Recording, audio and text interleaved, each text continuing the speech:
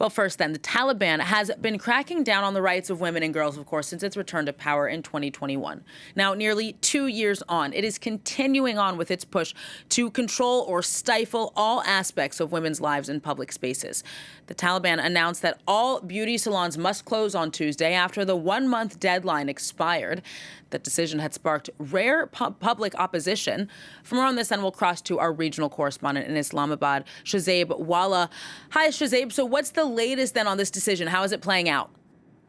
Well, as you said, the Taliban's 1 month deadline to close the beauty salons in Afghanistan has come to an end, and they have announced that all beauty salons for women across the country should stop working. But most of them had already ended up their operations. From what we are hearing from the ground is that the Taliban are very serious in implementing this ban. They have even went to some beauty salons in Kabul today early in the morning to see if they had winded up their operations. Last week, we even saw a protest by workers and owners of beauty salons in Kabul. And even though the numbers of these women were not very huge, but the Taliban used their traditional methods of disrupting female protesters. They surrounded these women and then they opened aerial firing from their automatic rifles to scare off the protesters.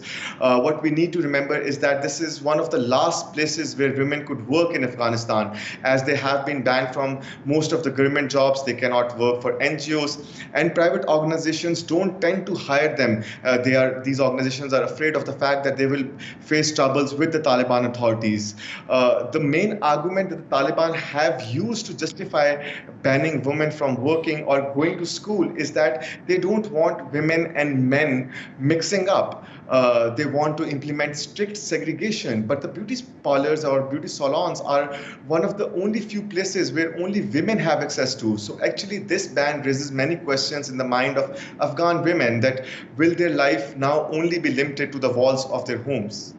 Now, Shazib, aside from the ethical, if not moral, question of women's rights, this decision obviously has very practical consequences. What do you think the social and economic impacts will be? Well, the closure of these beauty salons will have a huge economical impact. In the recent times, we saw many women taking up this profession as doors for education for them were closed.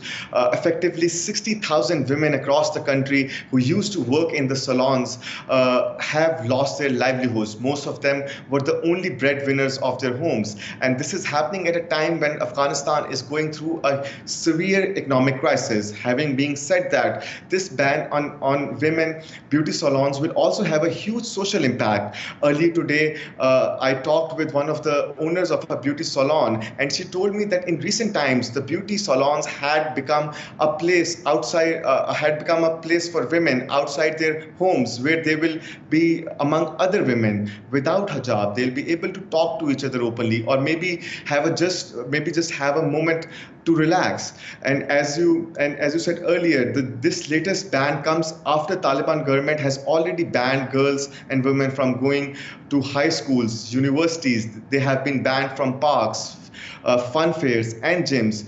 And the Taliban have also ordered them to cover up in public.